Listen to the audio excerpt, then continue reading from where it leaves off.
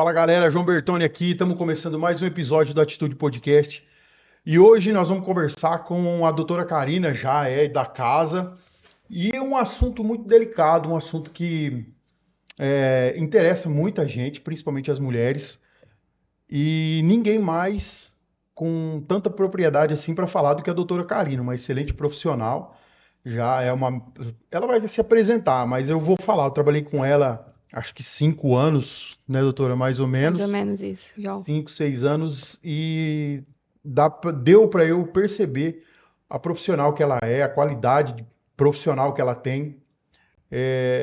Vou deixar ela falar, porque não vou ficar enchendo linguiça aqui, porque quem vai falar melhor é ela, doutora Karina Prado, lá do Hospital Santa Clara. Doutora, muito obrigado por ter vindo aqui, ter aceito mais uma vez o convite, a gente falar desse assunto delicado que é o Outubro Rosa e nem ninguém mais com tanta propriedade para você do que você falar desse assunto, né? Boa noite, pessoal. Boa noite, João. Muito obrigado, tá, pelo convite de hoje. Para mim, assim, é extremamente gratificante estar aqui. Em relação ao Hospital Santa Clara, porque vocês sabem que o hospital é a minha segunda casa. Adoro aquele lugar, me sinto já como de casa. E falar desse assunto, né? É um assunto. O Outubro Rosa, ele remete ao câncer de mama, né? Mas hoje aqui a gente quer colocar para vocês sobre cuidado e esperança, né? Das mulheres. Na rede das mulheres, a gente não quer falar somente sobre coisas ruins. Quando a gente fala em câncer, a gente já pensa em um monte de coisa. Mas a gente quer colocar sobre um cuidado, amor e esperança aí na vida de cada uma que estiver nos assistindo. Muito bom. Quando, doutora, o que que o Outubro Rosa representa para você?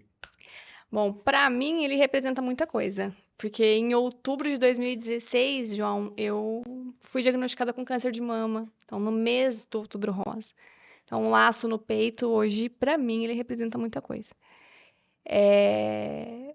Foi muito transformador. E que cada mulher tenha que colocar esse outubro, ele é para, na realidade, para relembrar sobre um cuidado que nós mulheres temos que ter com nós mesmos. Que às vezes a gente pensa em mil coisas e o Nossa, autocuidado, imagino como que não fica. o autocuidado fica deixado de lado, né? Então, assim, a representatividade, porque eu uso uma frase que o ano ele é colorido. A gente saiu de um setembro verde e amarelo, que setembro verde que foi sobre a doação de órgãos, e o setembro amarelo, que remete muito sobre a saúde psicológica, que influencia muito na saúde da mulher. E a gente entra no outubro rosa. Então ele é um ano colorido, mas a gente tem um outubro rosa para lembrar todas as mulheres sobre o autocuidado. Quando a gente fala, quando a gente fala de Outubro Rosa, todo esse problema que vem o câncer de mama, o que que é, o que que se remete à prevenção dessa doença? Na realidade, existem campanhas, né, nacionais e mundiais. Por quê? Porque hoje a taxa do câncer de mama, mundialmente falando, ela é cerca de 2,3 milhões de pessoas mulheres recebem diagnóstico de câncer de mama. Caraca, Então, 2,3 milhões, sendo cerca de 670 mil mortes por ano. meu Deus, Então, é muita coisa, é muito. né? É mais do que um Maringá inteiro e mais um tanto, quase que uma cidade de Londrina inteira morre mundialmente por ano por câncer de mama. Nossa. A gente pensa nisso. E no Brasil, em 2016, a estatística era de 60 mil novos casos anos. Hoje, 9 anos após, nós estamos com 73 mil novos casos de mulheres acometidas pelo câncer de mama. Então, a prevenção é porque o câncer de mama, ele se diagnosticado precocemente, ele tem cura. Então, por isso que a gente vem falando e focando muito. E lendo sobre câncer de mama, uma coisa assim, um dado que me espantou gigantescamente foi que uma em cada 20 mulheres até 2050 vai ter câncer de mama diagnosticado. Meu Deus. Então, assim, estilo de vida, alimentação, psicológico, tudo isso entra, a gente vai falar no decorrer Uhum. sobre isso, né? Influencia muito a mulher, mas uma em cada 20 mulheres é muita coisa. Rapaz, essa foi Em exclusividade dois, mesmo, lançamento, hein? 2050, o último dado que teve é esse. E até 2050, uma cada 20 mulheres vai ter câncer de mama. Então Nossa. é muito assustador, porque a cada dia que passa, o diagnóstico ele está sendo mais precoce, ele está vindo em mulheres mais jovens, né? A gente tem uma alta taxa também no câncer de próstata nos homens, mas é mais no fim da vida. Então, se você fizer necrópsia em idosos que falecem com 90 anos, 90% deles têm algum probleminha na próstata ali. Então, porque é no final da vida. E o câncer de mama, ele tá vindo muito precoce, ele tá vindo muito mais cedo nas mulheres. Então, é isso que tá vindo a prevenção. Por isso que tem batido tanto na tecla de prevenir. E dá, não, é duro que também não dá para prever uma idade, um exemplo. Ah, com 15 anos Não, já não, pode acontecer, com 20 não. não tem como. Eles falam que assim, acima de 50, a OMS, que é a Organização Mundial de Saúde, ela preconiza mamografia anual em mulheres maiores de 50 até 69 anos, que é onde atinge a maior taxa. Uhum. No Brasil, o SUS garante mamografia a partir dos 40 anos. Então, isso é muito, muito importante a gente colocar que, graças a Deus, os brasileiros, a gente se beneficia disso pelo SUS. Então, as mulheres, elas com 40, 45 anos podem começar. As que teve diagnóstico, que teve histórico na família, começam sempre mais cedo.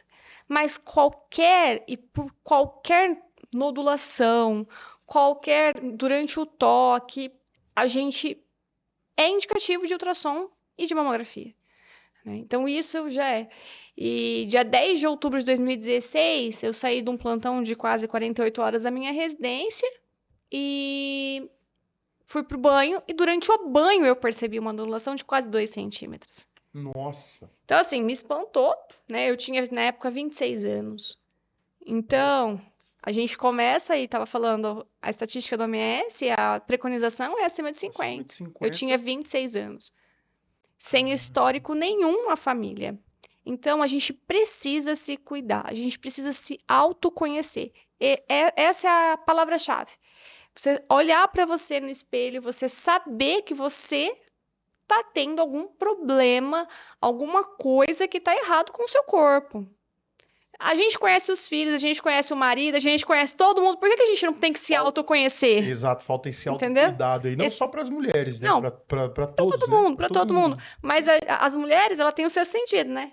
Tem. Garanto que a Natália sabe quando você tá bravo, triste, magoado, qualquer coisa já sabe. Vixe Mas a Maria. gente tem que se autocuidar, sabe, João? As mulheres, ela precisa ter isso. Toda, você falou de sentir a nodulação Uhum. no seio. Isso só vai sentir realmente no toque, né? Ele não Somente no aumenta o toque. tamanho do volume do seio, nada. Pode aumentar, assim, tem vários tipos de tumores, né? Tumores. E todos eles começam com uma nodulação pequena. Claro que eles vão aumentando de tamanho. E aí depende, tem os tipos inflamatórios, que a mama fica tipo, a gente chama de mama em casca de laranja. Ela fica áspera, ela fica avermelhada, Ali mas não são na todos os tumores. auréola Não, ou o peito? o peito A mesmo, a pele? pele mesmo da mama. Aí pode ter, na expressão, pode sair alguma coisa que não seja leite, porque não é aquela. Às vezes as mulheres têm períodos menstruais, algumas soltam um colostro, tipo um colostro, Uhum. mas não é um colostro, mas é uma secreçãozinha clara. Mas não, às vezes fica uma secreção mais amarronzada, então isso também é indicativo. É, aumento e diminuição da mama. Eu quando toquei, né? Me toquei dia 10 de outubro, dia 28 de outubro, no dia do aniversário do Vitor, do meu marido, que na época era meu noivo. Eu fiz a biópsia. Depois que eu fiz a biópsia, a mama fez assim. A mama inchou de um tamanho que ela triplicou de tamanho, entendeu? Então, a gente se conhece. E na hora que o meu médico que eu fui procurar o meu mastologista, quando ele fez a biópsia, na hora que ele tirou o líquido, eu olhei pra ele e já falei assim, João, isso aí é câncer. Vocês me conhecem, né? Eu não sou Na nada. lata. Você sabe que eu sou na lata, Ah, né? Ele falou assim pra mim: você conhece sobre barriga, Karina? Eu falei: não, isso aí é necrose tumoral na minha cabeça. Eu tinha certeza. Pode E chegar eu a arrepiar. prestava a prova para residência em cirurgia oncológica. Nossa. E eu não fui fazer, né? Eu fiquei na chamada para fazer a segunda prova de Londrina. E eu não fui prestar, porque eu não sabia como que ia ser, né? E aí eu não parei de prestar as provas e tudo mais e fui tratar. Só que eu tinha um casamento marcado. Então foi bem complicado essa. Caramba, cara. É, E você teve, quando você descobriu, quando foi descoberto, esse nódulo, esse câncer, você teve, já começou imediatamente o tratamento? Você teve alguma, por ser um ser humano, por mais que você é médica, estava estudando, já era formada na eu já época? era formada, eu estava terminando a residência de cirurgia geral. Então, por mais que você tenha o conhecimento técnico sobre isso, você teve alguma resistência em começar o tratamento, em alguma Nenhum. coisa? Aquilo ali, João, não me pertencia. E é isso que as mulheres têm que colocar na cabeça delas. Esse receio, né, de tratar, esse receio, quando a palavra vem de câncer, eu acho que em toda doença, não só no câncer de mama que eu passei, a cabeça é o nosso guia. Uhum. Então, assim, na época, minha mãe ficou pior que eu, meu marido, na época era meu noivo, pior que eu, meu avô, professor Uvaldo, muito pior do que nós todos, entendeu? Então, em nenhum momento eu relutei para tratar. Então, a história foi o seguinte, vou abrir um parênteses aqui. Em setembro, a Marizilo, que é minha amicíssima, Uhum. nós duas tínhamos marcado o nosso casamento para começo de 2017. O casamento dela ia ser dia 6 de janeiro e o meu ia ser dia 18 de fevereiro. Por conta até da minha residência, que estava terminando em fevereiro, e das provas que eu estava prestando de residência. Chegou em outubro, dia 10 de outubro, eu palpei a nodulação, mas eu não contei para ela. E aí existe Deus e existem coincidências, né? Einstein falava que coincidências acontecem para deixar Deus no anonimato. E ali a gente viu que foi realmente a presença disso. Por quê? Me arrepia, mas naquelas semanas ela foi na igreja e falou que ela não ia casar dia 6 de janeiro. Ela chegou lá sem o marido dela saber, sem ninguém saber, e mudou a data. No final de outubro, ela pegou João. E uma amiga minha, Luciana, falou assim pra mim: Ô, Ká, você mudou a data do seu cabelo, da sua maquiagem? Porque o casamento da Marielle vai ser dia 21 de janeiro. Não vai ser dia 6. Falei, mas Marielle é louca? Por que a Marielle fez isso? Não sei, ninguém entendeu. Ela foi na igreja e disse que ela não ia casar dia 6 de janeiro. A Mari, do jeito que a Mari é, né? Deixa tudo pra última hora. Eu falei, tá bom. E dia 7 de novembro, eu não tinha ainda trocado a data do meu cabelo com a Marielle. Que ia ser as mesmas pessoas, né? Ia ser o Elton na época e a Aline que ia maquiar a Uhum. gente, tanto no meu casamento quanto no dela.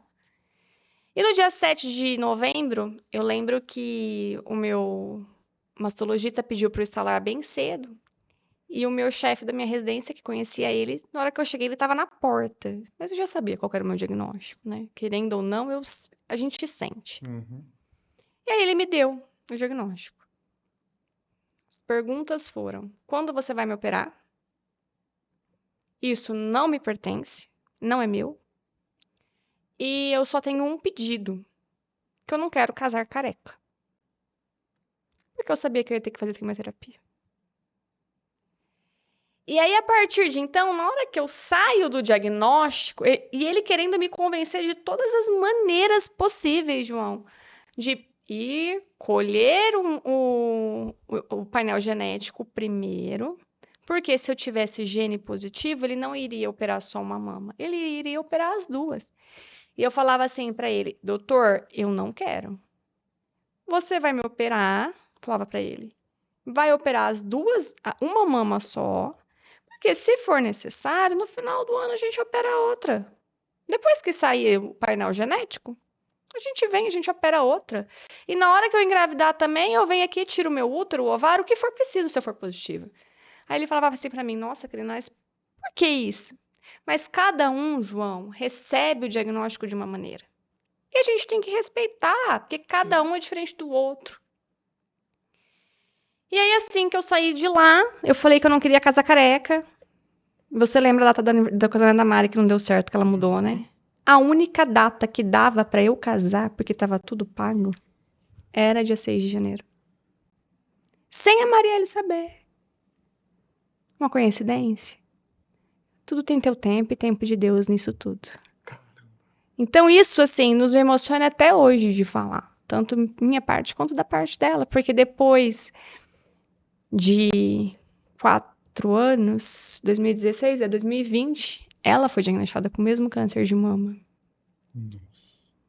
Então, a gente fala que tudo ali tem seu tempo. Tudo é tempo de Deus. E foi isso que aconteceu. E aí, assim, eu saí de lá com a data da cirurgia pré-programada.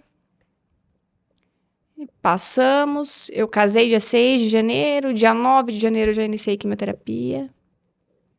E a gente tem que estar bem psicologicamente para passar.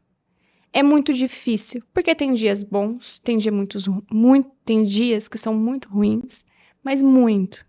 A gente passa mal, a gente não quer comer, a gente engorda porque a gente dá muito corticoide, né, nas quimios brancas e vermelhas, e a gente engorda, só o doce que vai, o paladar doce. Nossa. Aí aquilo foi na época que a gente começa a ler e aprender um pouco de cada cultura. Então, até hoje, no meu consultório, apareceu um paciente, eu falei para ele, ó, eu vou te passar um anti-inflamatório, mas eu também vou te ensinar uma simpatia. Aí fica da sua escolha, porque assim, quando a gente passa por isso, a gente percebe que a vida tem outro sabor. Sim. Então a gente acredita e a gente faz eu uso de todas as artimanhas para me tratar e tratar o meu paciente. Então eu acho que acaba sendo isso. E aí a gente faz quimioterapia, aí cai cabelo, aí até então, mas eu não parei de fazer absolutamente nada, João. Vim para rodeio, para formatura, para casamento careca, super bem, andava na rua. Só que aí tem um momento que é muito doloroso na vida da mulher, que é quando cai sobrancelha e cílios. A gente perde nossa identidade. Aí a gente olhava para as fotos e a gente não se reconhece. Mas tirando isso, a gente tem que passar. E hoje tudo volta ao normal. Cabelo volta, cílios volta, sobrancelha volta. Então são fases. Só que a gente tem que fazer o quê? O diagnóstico precoce. Porque câncer de mama não tem só um tipo, tem vários. As mulheres, elas são receosas para se tocar. Existe o tabu. Nenhuma mulher foi ensinada da nossa geração a se tocar. Nenhuma mulher foi. As nossas mães, nossas avós nunca ensinaram isso para nós. E a gente precisa disso. Porque com o toque, a gente pode fazer um diagnóstico precoce, fazer um tratamento, dar certo e se tratar e curar. Você falou que tem vários tipos de câncer de mama. Sim. Existe um. Eu não sei nem como colocar essa palavra, mas existe um menos ofensivo, Tem. mais ofensivo? Tem. Como que é essa parte? A gente tem 3 tipos que, junto, são mais ou menos 95% dos tumores.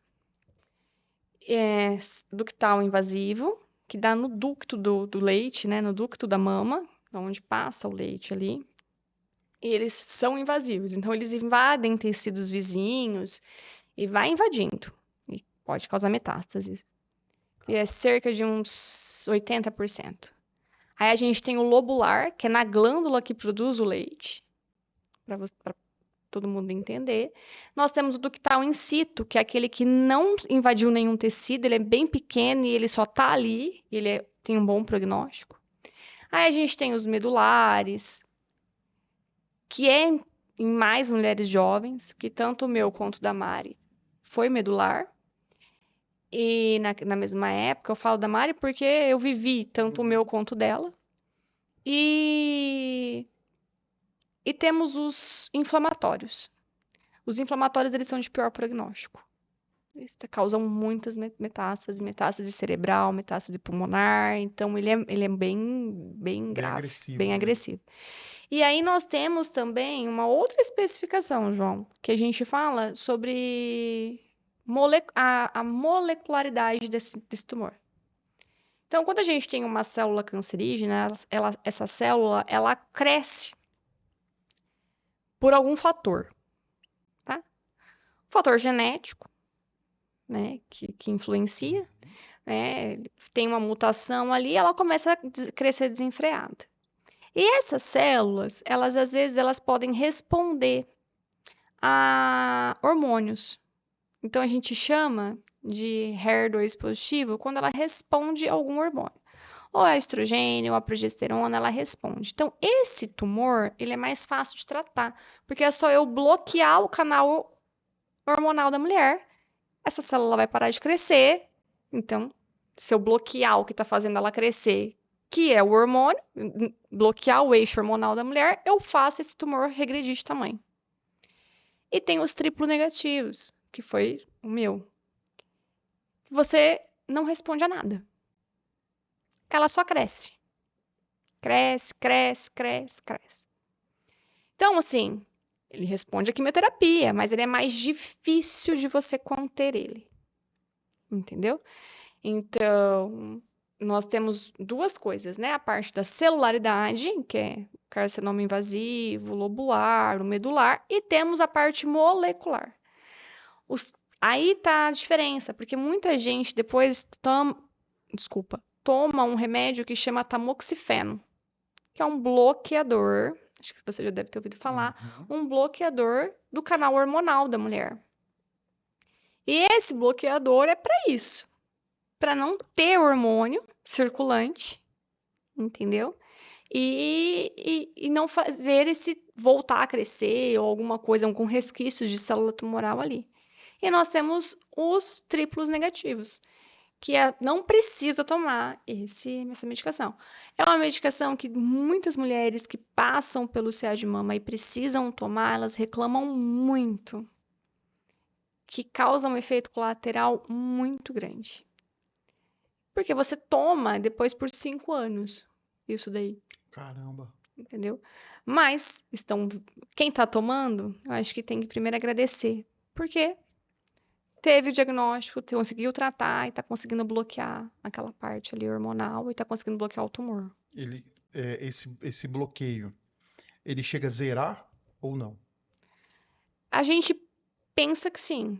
Uhum. Pensa que a gente consegue zerar esse bloqueio aí com ele, né? Nossa.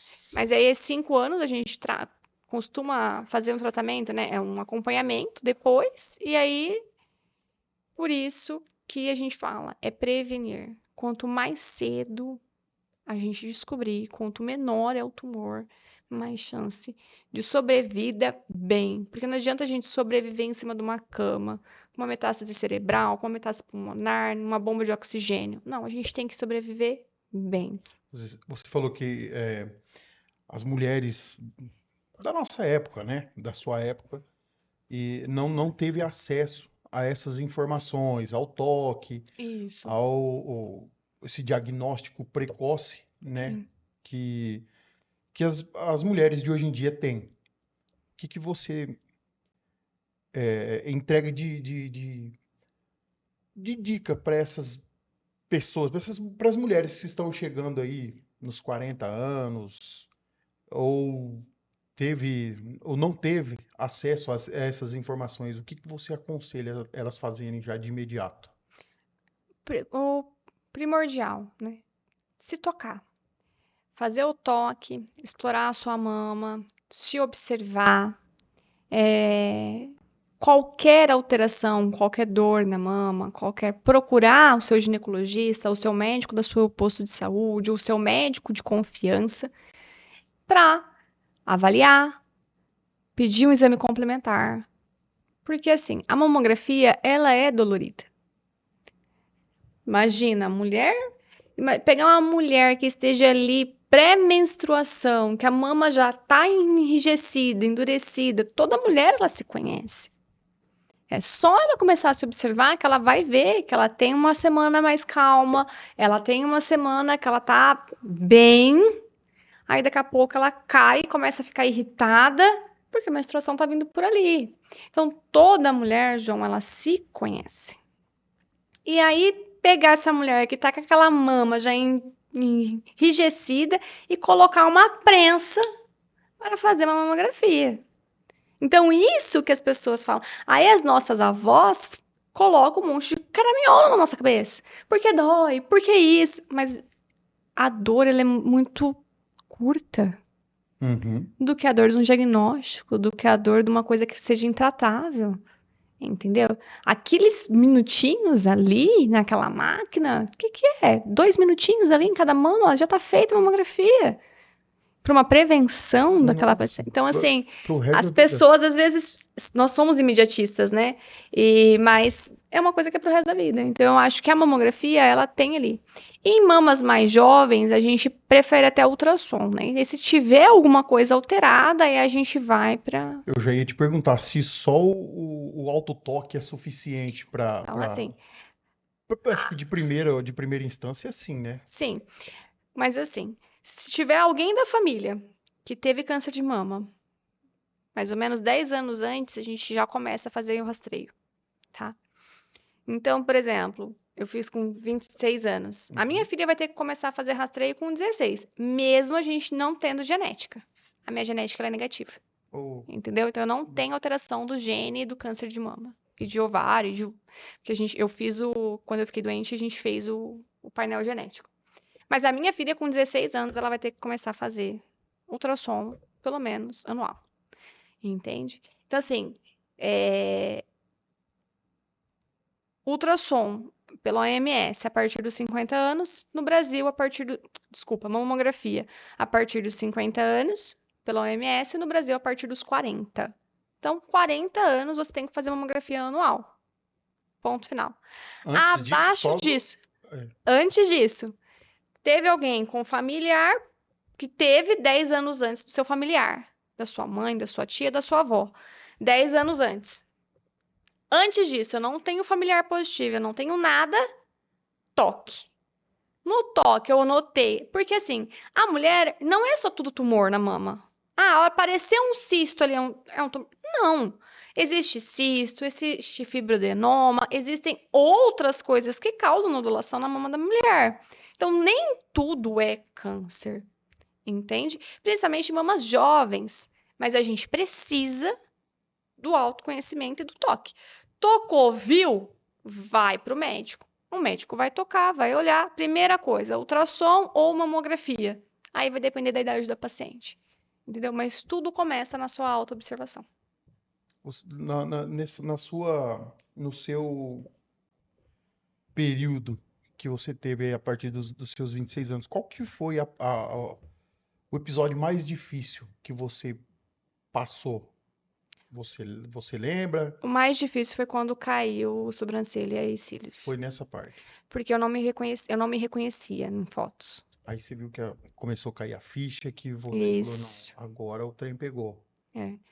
Acho que foi Mas uma mesmo das assim você formas. teve força de Sim, continuar. sim. Porque eu fico pensando, será que é mais difícil para um médico que sabe os diagnósticos, que sabe como que funciona a parada, receber um diagnóstico desse? Isso aí eu acho que foi uma coisa que a minha mãe descobriu há uma semana atrás. Por quê?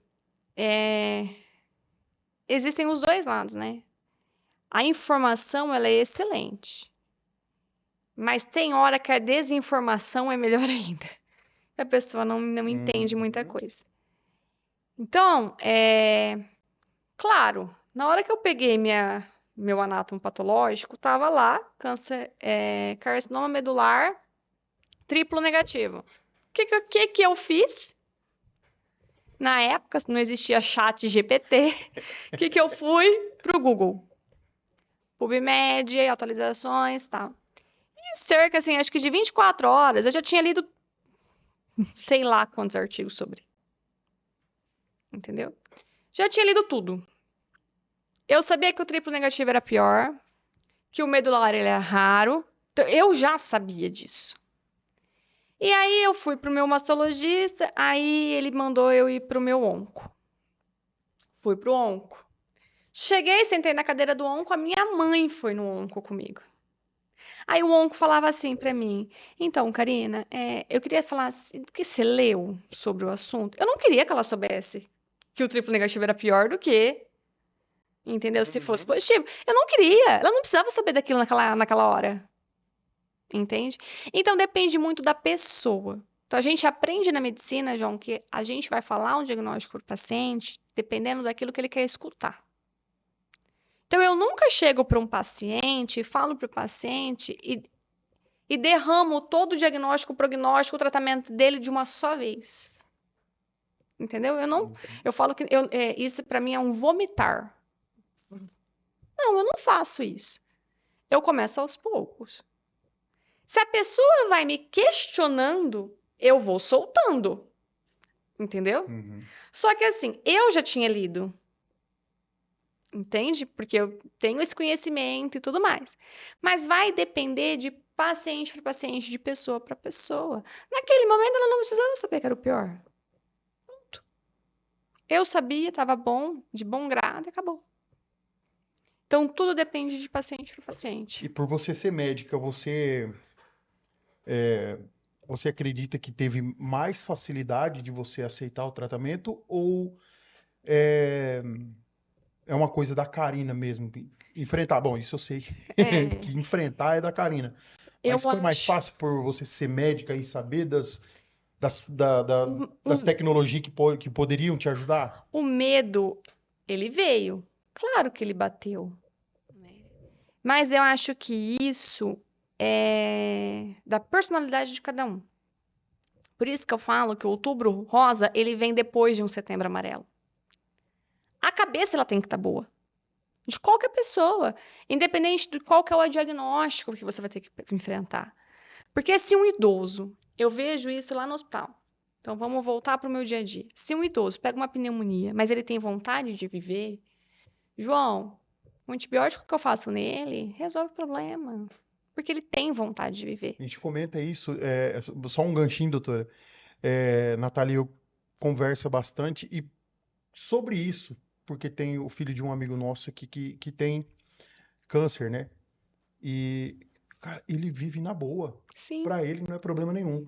E a Natália sempre fala que a criança se cura mais fácil porque ela não tem noção, é isso aí. da gravidade de certos problemas. Ou seja, o psicológico da criança tá beleza, Sim, né? Tá para ela tranquilo. aquilo é normal, entendeu? Sim, porque se de repente é, você cai, você desanima, aí Aí, bate a deprê, bate até o tratamento fica mais difícil. Parece que não pega nada. O antibiótico não funciona, o isso aí. anti-inflamatório não funciona, nada. Então, assim, a gente fala que quando a pessoa quer ter vontade de viver, tudo é mais fácil da gente tratar. Quando a pessoa se entrega, João, é muito difícil. Eu já tive pacientes que se entregaram. Então, assim, não adianta você falar. Parece que nada vai pra frente. Entendeu? Você opera, dá errado, você complica, você faz um antibiótico, não dá certo, você faz isso, aquilo, não dá certo. Então, isso, para mim, foi muito importante. Muito, muito importante. Porque o emocional ele influencia. Sim. E geralmente você mesmo pode falar se eu tiver errado. Geralmente a mulher já é um pouco mais fragilizada com isso, eu acredito.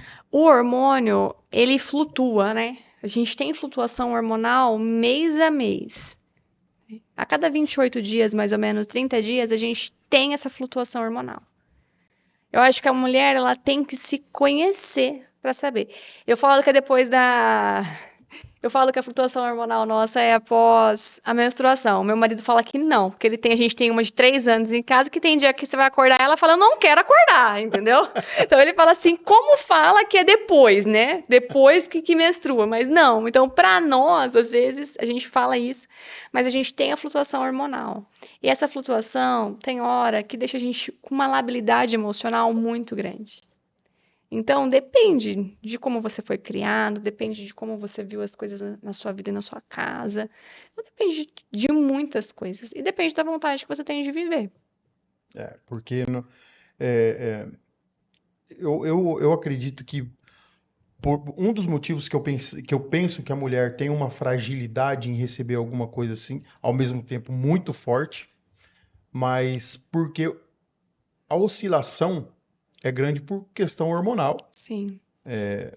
Aqui em casa eu vejo isso na hora que tá para vir a menstruação da Natália, eu vejo que ela fica mais sensível, Uhum. fica mais desanimada, só que ao mesmo tempo é forte porque por aguentar tudo isso. Uhum. Então, essa oscilação não vou falar oscilação de humor, mas de sentimentos, acredito que pode ser um pouco mais frágil para a mulher aceitar isso. Uhum. Mas no seu caso, não foi, porque, claro, que teve momentos que Claro. você bateu aquele medo, que nem você falou, Sim. mas você conseguiu ficar mais forte, porque você teve fé e, lógico, você conhecia o diagnóstico e sabia os caminhos A que seguir. isso que ia ser traçado ali para você. Sim. O que que você gostaria que as mulheres soubessem sobre o outubro rosa, sobre o câncer de mama, que você não sabia, não soube naquela época? Sobre a força que vem de dentro quando a gente recebe um diagnóstico. Eu acho que isso foi transformador para mim, sabe? E que eu acho que naquela época eu tinha que parar, sabe? Eu acho que Deus, ele age, acima de tudo, é Deus. Sabe? Eu acho que assim, a gente não sabe o quanto é, é essencial sermos apegados a Ele e gratos a tudo que aconteceu. Naquela época eu tinha que parar. Eu vinha freneticamente. Você sabe como que eu sou ligada no 220, mas eu Hum, era frenética lá dentro daquele hospital de onde eu estava. Eu vinha sobre pressões, sobre muita coisa. Então, eu tinha que parar, entendeu? Então, aquilo, acho que a gente, primeira coisa é agradecer por estar tendo a oportunidade hoje aqui em falar tudo isso, entendeu? Olhando exatamente. para trás, agradecer essa oportunidade por ter passado por isso e falar para que todas que se apegar a Deus para quem estiver passando com isso. E para quem for passar, porque a gente viu que só vai estar aumentando a nossa, né? Por conta de estilo de vida, por conta de uso hormonal, por conta de N fatores de sedentarismo, aumenta de consumo de alimentos enlatados, com muitos nitratos. A gente sabe que isso aumenta, mas o psicológico está muito ligado ao câncer de mama. Sério? Perdas de entes queridos, brigas familiares, isso tá muito, vem sendo muito ressaltado, né? Então, a gente percebe que falar que o medo vai vir, vai chegar, mas que o toque, você se autoconhecer, vai te ajudar a todas as mulheres em qualquer fase da vida. Não só para um câncer, para qualquer coisa. A gente tem que se autoconhecer em tudo. Uhum. Você falou do toque, né? A gente veio falando aí Uhum. um bom tempo do toque. Existe algum sintoma invisível do câncer de mama para se para dar mais atenção ou não? As- é, Peso na mama, porque assim, a gente tem um peso na mama normal da fase menstrual que a gente Uhum. tá. Mas esse peso, uma dor, qualquer sensibilidade aumentada na mama, isso pode estar associado. A gente Aquele vê. aspecto de casca de laranja que Aquele você aspecto falou. de casca de laranja é um sinal já invasivo. E assim, João, é muito triste você pegar uma mulher, porque assim, eu já peguei pacientes com 60, 65 anos que quando me chamaram para uma consulta, quando chegou para mim no consultório, que eu fui ver, porque às vezes sabe que porque eu passei, elas me procuram. Quando eu abri, que eu vi aquele aspecto em casca de laranja, eu queria chorar, porque aquilo já estava invasivo. Nossa. Eu já sabia que aquilo era, entendeu? Só que eu não podia falar, porque eu não tenho comprovação de anátomo patológico, entendeu? Mas quando você olha, você fala assim: como que você deixou chegar a esse? Não, doutor, eu tinha uma dor, mas eu tinha vergonha, eu tinha receio, eu estava passando com um problema por causa da minha família. E você vai puxar, todo mundo tem, tá? Toda a família tem. A minha tem, a sua tem, fulano tem. Todos nós temos problemas. Basta sabermos como vamos lidar com aquilo. Entendeu? Todos nós temos, uns menores, outros maiores, mas cada um tem, toda a família tem. A gente veio aqui para evoluir, evoluir espiritualmente. E a gente vai passar por algumas coisas, entendeu? Então, acho que isso foi uma grande escola para mim, entendeu? Acho não, eu tenho certeza que foi. Então, assim, cada pessoa vai estar. E às vezes, por ter passado por isso, me ajudou muito a recepcionar isso, né, Uhum. nas outras pessoas e aprender. Nessa parte, agora eu quero ouvir o teu lado médico nesse caso. O papel do médico nesse diagnóstico, ele é só tratar ou também educar o paciente? Depende do médico. Vai depender do médico. Isso. Na realidade, assim, ó, a Mari, em 2020, ela perdeu o pai em janeiro. O Pedro estava com 2 meses de vida. E aí ela veio falar pra mim que ela tava com uma nodulação da mama dela. Na hora eu surtei, né? Porque eu surto, né? Você tem que ir pro mastologista, você tem que fazer isso. E a Marizilo, na vibe da Marizilo. E aí nisso, ela demorou um tempo até conseguir, porque daí começou pandemia e aquilo tudo, sabe? Ela foi num médico em Maringá. O que o mastologista dela falou não tinha nada a ver com o que o meu mastologista tinha falado. Na minha época. Eu falei, não, peraí. Na mesma hora eu já marquei consulta para ela com o meu mastologista que é de Prudente e fui para e mandei ela ir para lá.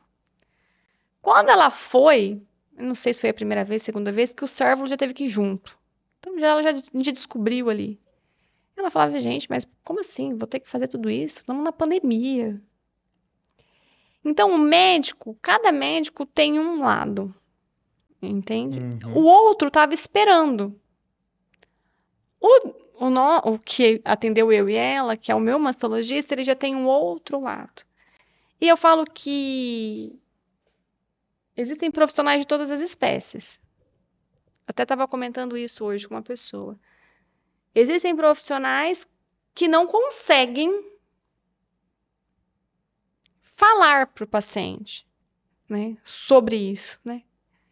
Sobre a doença, não consegue explicar, não consegue se pôr do lado do paciente.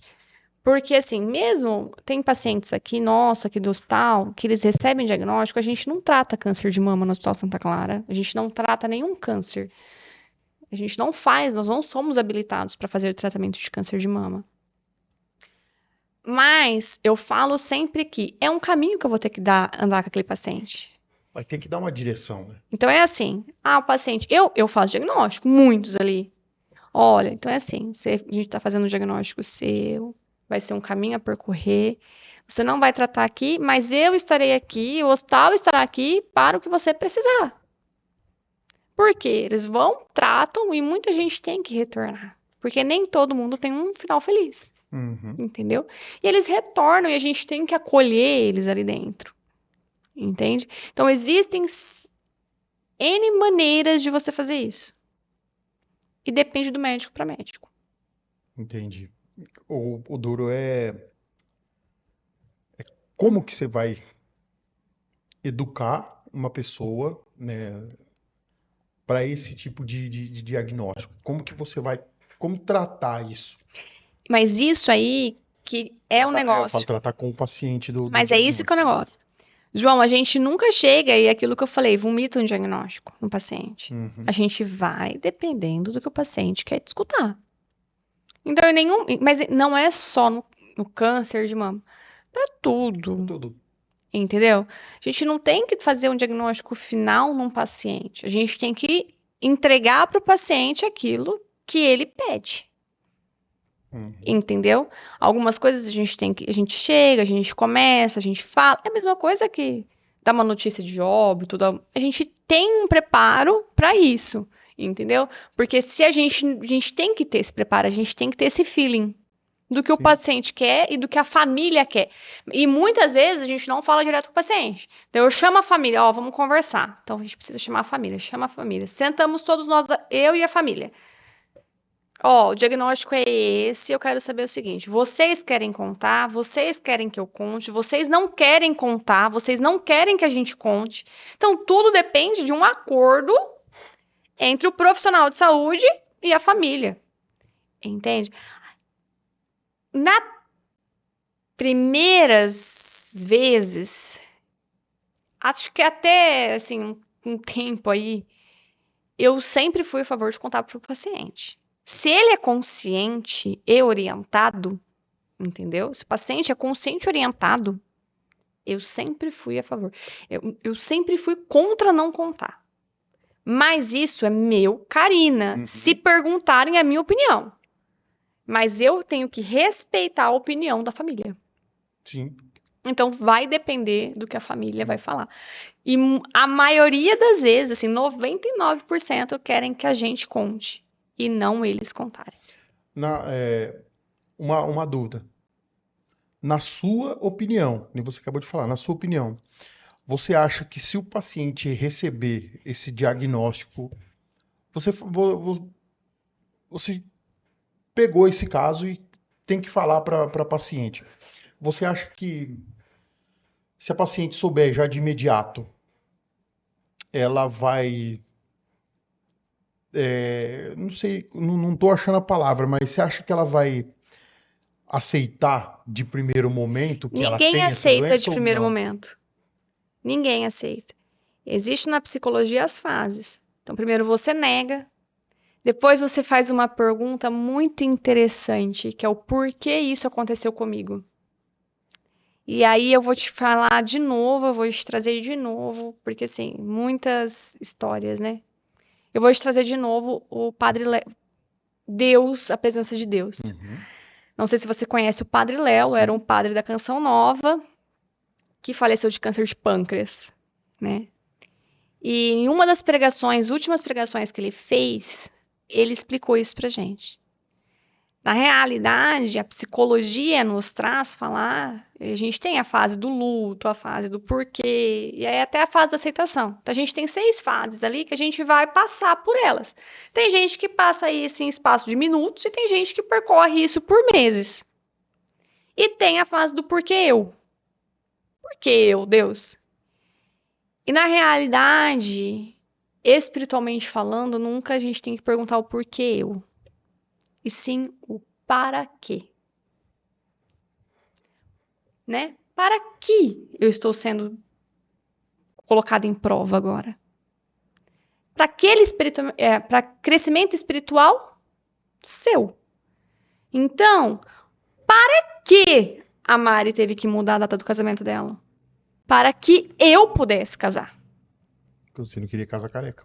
Você tá entendendo? Então, assim, tudo tem um para quê na espiritualidade e nunca um porquê.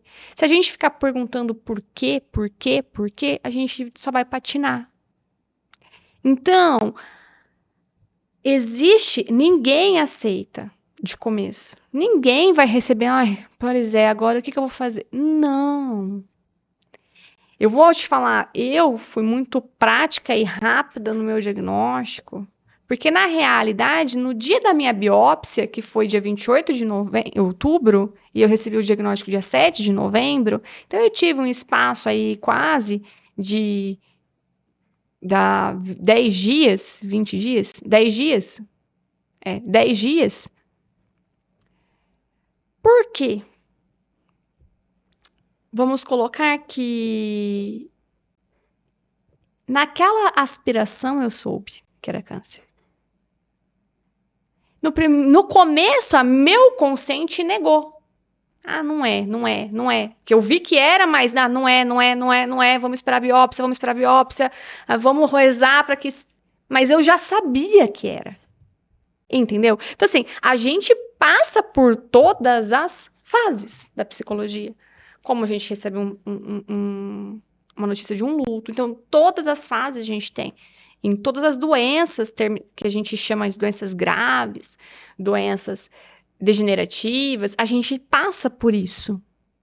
Entende? Isso é que a gente tem que entender o para que aquilo foi colocado na minha vida naquele momento. Entende? Assim, e cada um vai ter o seu despertar. E o que você acha que dá para fazer? Como transformar o medo numa atitude igual essa que você teve? A transformação do medo eu acho que é a informação. Porque aquilo, a palavra câncer, a gente só pensa em pessoas carecas dentro de uma cama, num quarto de hospital, que vai morrer. É essa que a gente pensa quando a gente fala é câncer. Mas existe um mundo de coisas, João. Olha, em 2018, o Vitor foi para residência e eu fiquei em Teodoro na época. Só vou fazer um parênteses para você entender. Uhum. Ele perdeu o avô com 14 anos com melanoma metastático cerebral. Só para falar para você entender do medo. A minha sogra, ela é alemã, então ela é muito branca. E ela teve uma lesão na pele que ela queimou uma pinta. E aí ela começou a falar que ela estava com uma nodulação num braço. Ela estava com dor. E ela foi. Eu tinha acabado, fazia um ano que eu tinha tratado o câncer de mama. E ela foi lá, tirou. Lá em Prudente, foi lá, tirou aquele nódulo, foi para biópsia. Veio o melanoma metastático. Olha, eu me formei em 2014. A gente estava em 2018, 4 anos após. Quando eu estudei melanoma no meu terceiro ano, era caixão e vela preta. Quando ela foi para o PET, pegou 2 nódulos pulmonares de 0,5 centímetro cada. Quando eu falei o diagnóstico para o Vitor, a gente tinha certeza que ali, com cerca de 6 meses, eu não ia ter mais minha sogra viva. Mas existe uma coisa que é a medicina e que são tratamentos. E a minha sogra hoje, ela é uma excelente vó, porque existe a imunoterapia. Então, assim, na época eu liguei para o meu oncologista e falei assim, o que a gente vai fazer? Porque ela está com 2 nódulos, ela não precisou operar, ela tomou imunoterapia sem protocolo ainda, muita coisa, sabe? Mas hoje ela não tem mais doença nenhuma. Criaram vocês, né? Com 6 meses ela não vai ter mais avó aqui. Então, assim, o que transforma a gente? O conhecimento, a ciência, a esperança. E a medicina, ela avança muito a cada dia. Então, o que não tinha tratamento há 10 anos atrás, e nenhuma sobrevida, porque a sobrevida era muito ruim, hoje a gente tem. A gente tem tratamento. Então, a gente tem tratamento para um monte de coisa. Basta a gente procurar. Só que a gente tem que se autoconhecer. O nosso corpo, ele dá sinal, João. Ele dá sinal para nós. Você sabe muito bem do que eu tô falando. Ele dá muito sinal para nós. Então, assim, você precisa parar. Você precisa pisar no freio. Entendeu? Aí as pessoas falam assim pra mim, Karina, você vai pro yoga por quê? Gente, não é porque eu amo meditar 20 minutos na semana, ficar parada. Não! É porque é ali aonde a minha mente esvazia. Então, são asanas, são posturas físico-psíquicas que vai fazendo com que a respiração, e se você for ler a nossa respiração, ela é terapêutica. Então é onde a gente aprende ali aquele esvaziar a mente, a esvaziar para a gente poder lidar com tudo. E o psicológico é o que mais dá sinal, né? É o que mais dá sinal. O nosso corpo, ele fala. Isso eu consigo falar com propriedade, porque é Sim. o que mais dá O sinal. psicológico e o nosso corpo falam. Entendeu? Dores musculares, posições, Olha lá. posição que a gente fica, entendeu? Uhum. Igual. A gente tem que se cuidar. Então, assim, em todos os aspectos, a mulher, todo mundo, né? É um mês voltado para a mulher, o mês que vem é um mês voltado para vocês, mas esse mês é nosso. Então, as mulheres, elas precisam se conhecer, eu falo, né? Então, a gente tem que se conhecer.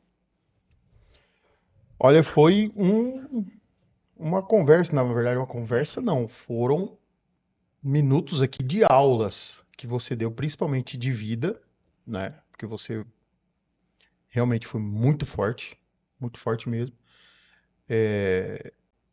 Eu não tenho nem como presumir o que foi esses que foram, né? Esses anos para você e só tenho que te parabenizar pela força.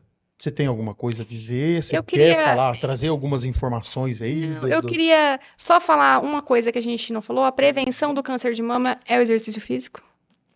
Doutora, no começo, né, como a gente estava conversando, você falou que a atividade física é uma prevenção. O porquê que ela se torna uma prevenção? O porquê que ela é uma prevenção? Então, né? A atividade física, ela libera muita endorfina e ela diminui células inflamatórias do nosso organismo, né? E células cancerígenas, elas são células inflamatórias. Então, a gente precisa diminuir a inflamação. Então, tudo baseia-se em inflamação corporal, em fatores moleculares, celulares sobre inflamação. Tá? Então, tudo de tumor, qualquer tumor. E aí saiu um estudo europeu em 2016, mais ou menos ali, que ele fala que o reganho de peso na mulher com câncer de mama está associado à recidiva da doença. Então, assim, se a mulher que teve câncer de mama, passou pelo câncer de mama, ela não tem a chance de recidiva, ela aumenta se você engordar durante a sua sobrevida depois do câncer, né? Caramba, então mesmo durante o tratamento, pode-se fazer atividade física, Pode fazer atividade física, deve né? até. Se a paciente se sentir bem, ela pode. Eu fazia Pilates na época já, eu continuei com Pilates, né? Então, assim, não é uma atividade física muito exaustiva, porque a quimioterapia, ela é cardiotóxica, então tem várias coisas que a gente tem que se cuidar. E a alimentação, você também comentou sobre Alimentação alimentação. saudável. Ela, seriam as restrições? Tudo que é industrializado, né? A Você pode gente, tirar tudo. tudo. Assim, embutidos, esquece. Aí vamos para uma área que, assim, quando a gente passa, a gente começa a ficar meio bitolado, né? Você começa a ficar meio doido. Aí teve uma época que o pessoal falava assim pra mim, você tem que virar vegana, virar vegetariano. Só que assim, existe uma frase de uma professora, não sei se a Maria Padula deu aula pra você? Não, para Natália. Pra Natália? Maravilhosa, né, Natália? Eu sou velho já. E ela fala que equilíbrio é tudo nessa vida. Ponto final. Então, assim, eu li de tudo, sabe? Então, o que todos os artigos falam? Embutidos, industrializados, chips, tudo que é coisa gostosa, não pode comer, entendeu? Mas tudo nessa vida eu falo que tem que vir com equilíbrio. Então, eu, Karina, eu parei, nunca mais eu comi. Imagina, claro. Porque eu tenho pacientinhos lá que faz cirurgia abdominal e nunca mais pode sentir o gosto de nada na boca. Pra que isso? Então, tudo na vida é questão de equilíbrio, João. A gente não pode se matar nos embutidos. Você quer comer um salame? No final de semana, do mês, você vai lá e come. Mas você não precisa comer um salame inteiro, Uhum. entendeu? Porque é cheio de nitrato.